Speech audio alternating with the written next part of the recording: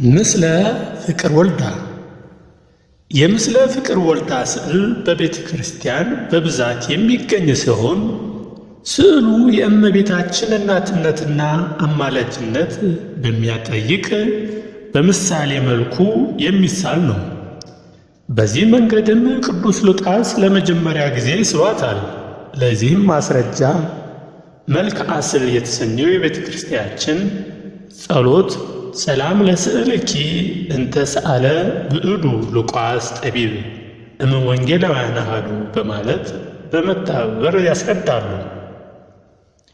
የኢትዮጵያ ኦርቶዶክስ ተዋሕዶ ቤተ ክርስቲያንም የራሷ የሆነ የአሳሳል ምስጢርና ሥርዓት ያላት ሲሆን ከስር በምስለ ፍቅር ወልዳ ስዕል ላይ ያለውን ምሳሌያዊ ፍች እንመለከታለን።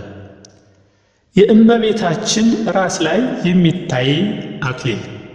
ይህ አክሊል ምሳሌነቱ ሁለት ነገር ሲሆን፣ አንደኛ አክሊሉ በሁሉም ሰማዕታት የሚታየው የሰማዕትነት አክሊል ሲያጠይቅ፣ በእመቤታችን ራስ ላይ የምንመለከተው አክሊልም መከራን ስለ ክርስቶስ ስትል ከጽንሷ ጀምራ መላ ሕይወቷን በጸጋ መቀበሏን ይወክላል።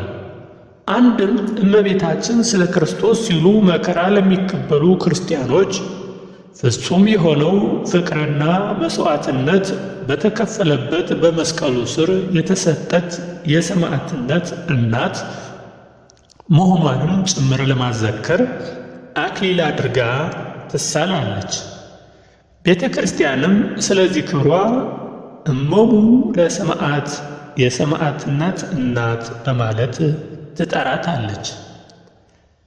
ሁለተኛው የእመቤታችን በራሷ ላይ የምንመለከተው ነገሥታት ንጉሥ የሆነውን መድኃኔ ዓለምን እናቱ መሆኗን እና በእርሱም በሰማይና በምድር ላይ ነገሥትነት መሸሟን ይወክላል። ለዚህም መዝሙረኛው ቅዱስ ዳዊት በመዝሙሩ 44 ንግሥቲቱ በቀኝህ ትቆማለች በማለት በትንቢት መነጽር በእግዚአብሔር ነገሥት ተደርጋ መመረጧን ይገልጻል። ይሁን እንጂ ይህ ሲባል እመቤታችን በሕይወቷ የተገለጠው ቅድስናዋና ትሕትናዋ እንጂ እንደ ምድራዊ ነገሥታት ተሸልማ አለመኖሯን ሊታወቅ ይገባል። በስዕሏ ውስጥም የምንመለከተው የአልባሳት አይነቶችም ብናጤናቸው የእመቤታችን በሕይወት ሳለች የለበሰችውን እውነተኛ ወካይ ሳይሆኑ ምስጢራዊ ምልክቶች ናቸው። ለምሳሌ አንዱን ብንመለከት የእመቤታችንን ከላይ የምትለብሰው ልብሷ ሰማያዊ ቀለም ሲሆን የሰማያዊ ቀለም ትርጉም አንድ ትሕትናን፣ ሁለት የታቦተ ጽዮን ምሳሌ፣ እመቤታችንም እውነተኛዋ የእግዚአብሔር ማደሪያ ስለሆነች ዘኍልቍ 4:6 ዘጸአት 28:31 ዳግሚት ሰማየ ምሳሌ ከሰማይ ፀሐይ እንደሚወጣ ክርስቶስ እንደተገኘባት ሚልክያስ 4:2 ማቴዎስ 17:2 ሰማያዊ ቀለም በጥንት ዘመን በጣም ውዱ ቀለምና በብዛት የማይገኝ በመሆኑ ቀለሙ ራሱ በሀገራችን በስሟ ልብሰ ማርያም ተብሎ መጠራቱ ለዚህ ማሳያዎች ናቸው። ከላይ የተጠቀሱት ማሳያዎች የእመቤታችን ስዕል ላይ የምንመለከተው ነገሮች ምሳሌያዊ ትርጉምና ፍቺ ያላቸው እንጂ እመቤታችን በሕይወት እያለች እንዲህ ለብሳለች፣ ይህን ትመስላለች ለማለት አለመሆኑን ሊገነዘቡ ይገባል። በነገራችን ላይ እናታችን ቅድስት ድንግል ማርያም በሕይወቷ መከራ ስቃይ ሆና ያሳለፈች እናት ነች። እንዲሁም ያለ እናት ስለቆየች በአደራ የተሰጠችን በመሆኗ ብዙ ሀብት ንብረት አልነበራትም። 7 ትውልድ በፊት የነበሩት ቅድመ አያቶቿ እነ ጴጥርቃ ብዙ ሀብት እንደነበራቸው ሀብቱም የማይቆጠር ሀብት እንደነበር ይታወቃል። እሷ በደረሰች ጊዜ ግን የነበራቸው ሀብት እጅግ በጣም ትንሽና ውስን ነው። እና ብዙዎቹ እንዲህ አይነት ልብስ የት አግኝታ ለበሰች የሚሉ እና ብዙ አእምሮን የሚጠይቅ ጥያቄ ይጠይቃሉ። ይህ የአልባሳት እሷን የሚወክል እንጂ እንዲለብሳለች ለማለት እንዳልሆነ ሲታወቅ፣ እንዲሁም አንዳንድ የኢትዮጵያን አባቶች አምላክን በወለደች ጊዜ ልጇን ለመጠየቅ ሰብአ ሰገል በሄዱ ጊዜ የወርቅ ጫማ ለልጁ ሲሰጡት፣ የተበለጨለጨ የሚያምር ልብስ ሲሰጡት፣ ለእሷም የሚያምር በፍታ ግምጃ ልብስ ሰጥተዋታል። ለእሷም የሚሆን ሰጥተዋታል። ስለዚህ ያ ልብስም የሚያብረቀርቅ የሚያምር መሆኑን በዚሁ ለመጠቆም ያክል ነው። ሁለተኛ፣ የጌታችን ራስ በምስል ፍቅረ ወልዳ ስዕል። በዚህ ስዕል ላይ በጌታችን ኢየሱስ ክርስቶስ ስዕል ላይ ዘውድ ማድረግ በቤተ ክርስቲያን ትውፊት አይደለም፣ ሊሆንም አይገባውም። ምክንያቱም እሱ ራሱ የሚሾም የሚሽር የሚያጸድቅ ለኃጢአተኞችም ፍዳቸውን የሚከፍል መጀመሪያ የሌለው የነገሥታት ንጉሥ ሆኖ ሳለ እንደሚሻር ምድራዊ ንጉሥ ዘውድ ስለማይደረግለት ነው። ስለዚህ ቤተ ክርስቲያን የዘውድ አክሊል አድርጋ አይነሳም። ሆኖም ግን በዚህ ቀጥሎ የሚሉት እናያለን። የውጭ አብያተ ክርስቲያናት ግን ለሱ የንጉሥ አክሊል አድርገውለት እናያለን። ዳግመኛም የቤተ ክርስቲያን ስዕሎች ላይ ስንመለከት ዘውድ ወይም አክሊል የሚደረግላቸው ቅዱሳን አክሊሉ በእግዚአብሔር የተሰጣቸው የተለያየ ጻድቃን የሕይወት አክሊልን ያመለክታል።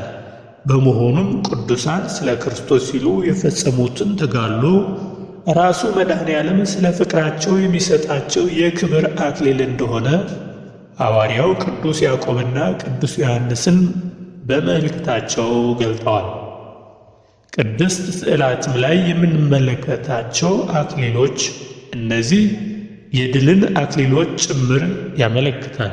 ያዕቆብ 1:12 ራእይ ዮሐንስ 2:10ም ይህን ይጠቁማል። በታሪክም ስንመጣ በሀገራችን የዘውድና የንግስና ሥርዓት ልክ በመጽሐፍ ቅዱስ ነቢዩ ሳሙኤል ቅዱስ ዳዊትን ሲቀባ እንደተጠቀሰው ነገሥታት ሲቀቡና የንግስና ዘውድ ወይም አክሊል ሲደረግላቸው እናያለን። በመሆኑም የቤተ ክርስቲያን መጽሐፍ ቅዱሳዊ እውነት፣ ነባራዊ የታሪክ ሁኔታዎችና የቅዱሳት ስዕላት ታሪካዊ ጥናት ስንመለከት ጌታችን ላይ ዘውድ አድርጎ አይሳልም። ዳግመኛም የጌታችን ራስ ላይ በስፋት ተደርጎ የሚታየው የሾህ አክሊል ሲሆን ይህም ክርስቶስ ለሰዎች ሲል ራሱን በታላቅ ትሕትና ዝቅ አድርጎ የተቀበለውን መከራ ያስታውሳል። የእመቤታችን ምስለ ፍቅር ወልዳ ላይ በኢትዮጵያ ቤተ ክርስቲያን ሙሉ ነው የሚባለው ቅዱሳን መላእክት ቀባዋት ሲገኙ ብቻ ነው። በመሆኑም ቅዱስ ሚካኤልና ቅዱስ ገብርኤል በግራና በቀኝ መኖራቸው የግድ ነው። ቅድስት ድንግል ማርያም ስትሳል ሁለቱ መልአክ ቅዱስ ሚካኤልና ቅዱስ ገብርኤል በግራና በቀኝ ይቆማሉ። የሚይዙትም ሰይፍና አበባም አለ። ይህ ጦርና መስቀል ግን በሚቀጥለውን ቀጥሎ በማሳያችሁ የካቶሊክና ከዚህ በፊት የነበሩ ክርስቲያኖች ቅድስት ድንግል ማርያምን የሚስሉበት ምሳሌ እንጂ የኢትዮጵያ ኦርቶዶክስ ቤተ ክርስቲያን ስዕላት አይደለም። ይህ ማለት ግን ሌሎች አብያተ ክርስቲያናት ጌታችን ላይ አክሊል ወይም ዘውድ አድርጎ አይስሉም ማለት እንዳልሆነ ግንዛቤ ውስጥ ማስገባት ያስፈልጋል። ከዚህ ተነስተንም በገበያ ላይ ይሁን በቤተ መቅደስ የምንመለከተው ስዕል በአባቶቻችን የቤተ ክርስቲያን ትውፊትና ቀኖና ተጠብቆ የተሳለ ሳይሆን የግሪክ የራሻና የካቶሊክ ወይም የምዕራቡ ዓለም ስዕሎች እንደሆኑ እንረዳለን። ይህ ደግሞ በቤተ ክርስቲያን የስዕል ተሐድሶ ስር እንደሰደደ የራሳችንን የእይታ ትውፊት ባህል እንዳጣን ያመለክታል።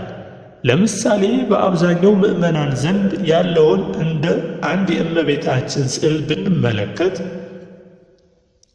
በናዝሬት የጥበብ ዘዴ ሬኔሳንስ ዘመን በሚባለው ዘይቤ ተጠቅሞ የተሳለ ስዕል እንደሆነ እንረዳለን። ስዕሉንም በድረገጻቸው ከሚሸጡ ስዕሎች ውስጥ አንዱ ነው። ይህ የስዕሉም ትርጉም ስንመለከት የጌታችን ሕማም ለማዘከር በማለት የተሳለን የምስለ ፍቅር ወልዳ ሲሆን ቅዱስ ሚካኤል ጌታችን የተወጋበት ጦርና ሐሞት ያጠጡበትን ዘንግ ሲይዝ፣ ቅዱስ ገብርኤል ደግሞ ባለ 3 አግድም ባለ አንድም ተደርጎ ይታያል። መስቀሉን እንመለከታለን። የ3 አግድም መስቀል በራሻ ቤተ ክርስቲያን ከሚታወቁት የመስቀል አይነቶች አንዱ ነው። በተጨማሪም ስዕል ላይ የምንመለከተው ጽሕፈትም በግሪከኛ መሆኑ በግልጽ የኢትዮጵያ ኦርቶዶክስ ትውፊትን ጠብቆ አለመሳሉን መረዳት እንችላለን። እቺ ከንፈሯ በጣም የሚያምር በአሁኑ ዘመን ሊፕስቲክ የምንለውን አይነት ነገር ከንፈሯ አይኗና ቅንድቧ ላይ ደምቆ እሷ አክሊል አድርጋ ልጇ አክሊል አድርጎ የተሳለው እንግዲህ በራሻ ቤተ ክርስቲያንና በካቶሊካን ቤተ ክርስቲያን የተሳለ ስዕል እንጂ የኢትዮጵያ ስዕል አይደለም። የኢትዮጵያን ስዕል በቅድስት ድንግል ማርያም ግራና ቀኝ ሚካኤልና ገብርኤል አበባ ወይም ጦር የመሰለ ነገር ብቻ ይዘው የሚታይ ሲሆን እሷ አክሊል ታደርጋለች። ጌታችን መድኃኒታችን ኢየሱስ ክርስቶስ ግን አክሊል አያደርግም። እንግዲህ ስዕል ይሄ ብቻ ሳይሆን ሌሎችንም ስዕል እንመልከት። እመቤታችን ስትሳል ከጌታችን አንጻር ትክክለኛው አቀማመጥ በስተቀኝ ነው ወይስ በስተግራ የሚል ጥያቄዎች አሉ። የምስለ ፍቅር ወልዳ ስዕል ሲነሳ እመቤታችን ጌታችን ስታቅፍ በሁለት አቅጣጫ ትሳላለች። እነዚህም ከጌታችን አንጻር በስተቀኝ ሁና እንዲሁም በስተግራ ሁና ትቀመጣለች። ሆኖም ግን ትክክለኛው ወይም የተለመደው አሳሳል ልጇን በስተግራ በኩል አቅፋ የተሳለችው ሲሆን በስተቀኝ አቅፋ ብትሳል ግን ክፋት የለውም። እመቤታችን በስተቀኙን የምትሳልበት ምክንያት መዝሙረኛው ቅዱስ ዳዊት በመዝሙሩ 44:9 ላይ ወትቆም ንግሥት በየማንከ ንግሥቲቱ በቀኝህ ትቆማለች በማለት ትንቢት እንደተናገረው እመቤታችን ጌታን በግራ ክንዷ ታቅፋ ትሳላለች። ወነበርት ድንግል በየማነ ወልዳ ወአምላክ እንዲል በዚህ አቅጣጫ እመቤታችን ተደርጋ በተለይ ከ17ኛው መቶ ክፍለ ዘመን ጀምሮ በስፋት ተስላ ትገኛለች። በተጨማሪም በብዙ ምሳሌና አይነቶች ይሳል የነበረው የእመቤታችን ስዕሎች በአንዲት አይነት ስዕል በስፋት መኖር እየተዘነጋ ሄደ። ከዚህ ተጽዕኖ ሁለተኛውን አይነት አቅጣጫ እንደ ስህተት ሰው እስኪቆጥረውና ሚስጥር ያፋልሳል እስኪባል ደርሷል። ምክንያታቸውም እመቤታችን ጌታን በቀኝ እጇ አቅፋው ብትሳል እሷ በቀኝ መሆኗ ቀርቶ በስተግራ ትሆናለችና ይላሉ። ይሁን እንጂ በስተቀኝ መቀመጧ ሌላኛውን አቀማመጥ ስህተት አያደርገውም፣ ይልቁም በትርጓሜ ይቃናል እንጂ። እመቤታችን በስተግራ ሆና የምትሳልበት ምክንያት እመቤታችንን በስተግራ የሚስሉ ሰዓሊያን ደግሞ ከየትኛውም እናት ማየት የምንችለው ልጇን እንዳመቻት በቀኝም ሆነ በስተግራዋ ስትታቀፍ ነው ይላሉ። የግራ ጡቷን ስታጠባ በግራዋ ትታቀፋለች፣ የቀኝ ጡቷን ስታጠባ በቀኝ እጇ ትታቀፋለች። ስለዚህ እመቤታችን ጌታን በቀኝ እጇ አልታቀፈችውም ማለት የቀኝ ጡቷን አልጠባም ማለት እንደማለት ስለሚቆጠር ተቀባይነት ሊኖረው አይችልምና፣ ስለዚህ በዚህ ምክንያት ጌታችን ከድንግል በድንቅ ተአምር የተገኘውን ሐሊብ እየተመገበ በማደጉ በተጨማሪም በአማን እመቤታችን እናቱ ለመሆኗ ከሁለቱ ጡቶቿ የተገኘውን ወተት ማስረጃ ነው። እመቤታችንም ጌታችንን ስትማጸነው የምናየው አንዱ ከሁለቱም ጡቶቿ በድንግልና የተገኘውን ንጹሕ ሐሊብ ነው። ከላይ በተጠቀሰው ማስረጃ በተጨማሪ በቀኝ ትቆማለች ማለት እመቤታችን ለምልጃ እንደሆነ እንጂ ቃል በቃል ቀኝ ማለት የሰውነት አቅጣጫን ሁልጊዜ ይወክላል ማለት አይደለም። በስተግራ ብትሳል ምስጢረ አፋልስም በማለት ይገልጣሉ። ይልቁንም ንጉሥ ዳዊት ወትቅወም ንግሥት በየማንከ ያለው የላኛው ትርጉሙ እመቤታችን በሰጣት ክብር ጸንታ ትኖራለች ማለት ነው ብሎ ትርጓሜ ሊቃውንት ይጠቅሳሉ። መዝሙረ ዳዊት ትርጓሜን ምዕራፍ 4ን ተመልከቱ። እመቤታችን ሁለት ጣቶች ማውጣቷ ትርጉሙ ምንድን ነው? ጌታችንስ ሁለት ጣት ወይም አንድ ጣት አውጥቶ መታየቱ ትርጉሙ ምንድን ነው? እመቤታችን ሁለት ጣቶችን አውጥታ የምትታይበት ምክንያት በነፍስም በሥጋም በሁለት ወገን ድንግል በክልኤ መሆኗን ለማጠየቅ ነው። የጌታችን ጣቶች ብዛት ትርጉም ጌታችን አንድ ወይም ሁለት ጣቶችን አውጥቶ ይሳላል። አንድ ጣት አውጥቶ ሲሳል ምስጢሩ በተዋህዶ የከበረ አንድ አምላክ እንደሆነና መመለክና መገዛት ለእርሱ ብቻ እንደሚገባ ያመለክታል። ሁለት ጣት ሲሆን ደግሞ የክርስቶስን ሁለት ልደት ያጠይቃል። ይኸውም ቅድመ ዓለም እግዚአብሔር አብ ያለ እናት ዓለም ከተፈጠረ በኋላ ከእመቤታችን ያለ ወንድ ዘር በድንግልና ከሥጋዋ ሥጋ ከነፍሷ ነፍስ ለመወለዱ ምሳሌ ነው። ጌታችን ጣቶቹን የሚጠቁመው አቅጣጫ በአብዛኛው ወደ እመቤታችን ቀኝ ትከሻ ላይ ወደሚገኘው ኮከብ ሲሆን በዚህ አቅጣጫ ላይ የሚታየው ኮከብ ሰብአ ሰገል ከምስራቅ የመራቸው ኮከብ ምሳሌ በመሆኑ ሰብአ ሰገል ጀረደሸት የሚባል ፈላስፋ አባት ነበራቸው። በቀትር ነቃ ማያጠገብ ሆኖ ፍልስፍና ሲመለከት ድንግል በሰሌዳ ኮከብ ተስላ ሕፃን ታቅፋ አየ። ፈጥኖ በሰሌዳ ብረት ቀርጾ አኖረው።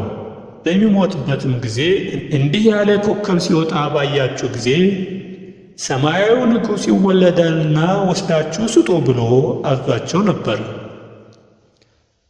ማቴዎስ 2:11 ላይም ወደ ቤትም በገቡ ጊዜ ሕፃኑን ከእናቱ ጋር አገኙት እንዲል አባታቸውም እንደነገራቸው ወድቀው በመስገድ እጅ መንሻ አቀረቡለት። በዚህም እመቤታችን ለሐዲስ ኪዳን ምልክት መሆኗንና እናት አድርጎ እንደሰጠን ማሳያ ነው። እመቤታችን ለምን መሐረቡን ስትይዝ መሐረቡን በዚህ መልኩ ለምን ያዘችው? እመቤታችን የምትይዘው መሐረብ ትርጉሙ የክብርና የንግሥና መግለጫ ነው። እንዲሁም በደብረ ምጥማቅ በተገለጠች ጊዜ ለሕዝቡ መሐረባቸውን እየባረከች የሰጠቻቸውን ታሪክ ያጠይቃል። ሌላኛው ደግሞ የእመቤታችን ለቶማስ የሰጠችውንና አባቶች በእጀ መስቀላቸው ላይ የሚያደርጉት የሰበኗን ምሳሌን ያስታውሳል። ትርጉሙ ይህ ሲሆን በተለያየ ዘመን የነበሩ ሰዓሊያን የመሐረብ አያያዝ እንዳላቸው የቦታ ስፋትና መጠን በተለያየ መልኩ አስቀምጠውታል። ይሁን እንጂ የመሐረቡ ወይም የሰበኑ ትርጉም የታወቀ ቢሆን የተሰፈረ የመሐረብ አያያዝና የመሐረብ አያያዝ ትርጉም ግን የለም። ከዚህ በፊት እስካሁን እየተሳሉ ያሉ የእመቤታችን የመሐረብ አያያዝ የምንረዳው ሰዓሊው በመረጠው መልኩ ሊያስቀምጠው እንደሚችል ነው። ይህ ሆኖ ሳለ ሰዓሊው ያላሰበውን ትርጉም መስጠት ተገቢ አይደለም። ስዕሎቹንስ እንዴት እንረዳ ነው? እንግዲህ መጀመሪያ አንድ ባለቤት ወይም እመቤታችን ስዕል እንዲሁም ባለቤቱ ወይም እመቤታችን ይወክላል በማለት በሳለው አካል ወይም ስዕሉን ባዘጋጀውና በተወከለለት ወይም ስዕሉ በተሳለለት አካል ስለ እስሉ ትርጉምና ውክልና የጋራ መግባባት ያስፈልጋል። እንግዲህ እንደ ኢትዮጵያ ኦርቶዶክስ ቤተክርስቲያን አሳሳል ስዕል ሲሳል መጀመሪያ ሱባኤ ይያዛል፣ ጾም ይያዛል። ጾም ጸሎት ይሆናል። ከጾም ከጸሎት በኋላና ከሱባኤ በኋላ ለአባቶች ተሰጥቶ ጸሎት ተደርጎ ስዕል ይሳላል እንጂ እንዳሁኑ ዘመን ማንኛውም ሰው ተነስቶ ስዕል አይስልም። ይህም የሚሆነው የስዕል ትርጓሜዎቹ ወደ ሌላ እንዳይሄዱ፣ አመለካከቱ መጥፎ እንዳይሆን፣ የእግዚአብሔር መንፈስ ቅዱስ እንዲያድርበትና እግዚአብሔር ባወቀው ነገሮችን እንዲገለጥ እንጂ ለሌላ አይደለም። ስለዚህ ስዕል ሲሳል በቤተ ክርስቲያን ለአባቶች ተነግሮ ወይም አባቶች እንዲህ ስዕል ሳሉልን ብለው ሱባኤ ይዘው ጾም ይዘው ጸሎት ይዘው ስዕል ይሳላል። ስዕላት በቤተ ክርስቲያን በተለያየ ምክንያት ይሳላሉ። የመጀመሪያው አእምሮን ሰብስቦ ጸሎት ለመጸለይ በቤተ ክርስቲያንና በገዳማት ያሉ ሰዎች ስዕል ይስላሉ። ይህም ጸሎትን ለማድረግ አእምሮን ሰብስቦ ለመጸለይ ይሳላል። እንዲሁም ስዕል ለአስተምህሮ ይሳላል። በቤተ ክርስቲያን ዘንድ መጽሐፍ ቅዱስን ተከትሎ መጽሐፍ ቅዱስ የሚለውን መሰረት አድርገው ስዕላት ይሳላል። ይህም ለአስተምህሮ ነው። ለምሳሌ ያክል የጌታችን የመድኃኒታችን ኢየሱስ ክርስቶስ ስዕል ስቅለት በትክክለኛው ሐዋርያት የሳሉት ነው። እንዲሁም የእመቤታችን የቅድስት ድንግል ማርያም ሐዋርያት የሳሉት ነው። ከሁለቱ ስዕሎች ውጭ ያለው ግን አንድም ለማስተማር አንድም ደግሞ ለጸሎት የሚሳል ነው። ለማስተማር ከሚሳሉት ስዕሎች ውስጥ የልዑል እግዚአብሔር ወይም የእግዚአብሔር የሥላሴ ስዕል ነው። አብ፣ ወልድ፣ መንፈስ ቅዱስ በመላእክታን ታጅበው በኪሩቤል ላይ ተቀምጠው ያለው ስዕል ነው። በእውነት አምላክን ያየ ኑሮ ሳይሆን መጽሐፍ ቅዱስን ተከትሎ ያለውን በመመልከት የተሳለ ነው። እንዲሁም የተለያዩ ገድላት ላይ ያሉና የተለያዩ ድርሳናት ላይ ያሉትን በመመልከት ሰዓሊያን በቤተ ክርስቲያን ስዕል ይስላሉ። የቅዱስ ሚካኤል፣ የቅዱስ ገብርኤል ስዕል ይሳላል። እግዚአብሔር ለሙሴ ጽላትን ሲሰጠውና ቤተ መቅደስን እንዲያንጽ ሲያዘው ካዘዛቸው ነገሮች ውስጥ አንዱ ስዕል ነው። በስተቀኝ በስተግራ እያለ እያንዳንዱን ስዕላት እንዲስል አዞታል። ስለዚህ የእግዚአብሔርን መንፈስ ቅዱስን ለማምለክ የሚያገለግል ነው ማለት ነው። ብዙዎቹ ስዕልን እንደ ጣዖት ያዩታል። ሆኖም ግን ጣዖት ሆኖ ሳይሆን አእምሮን ሰብስቦ አምላክን ለማመስገንና ለማክበር ለማሰብ የሚጠቅም እንጂ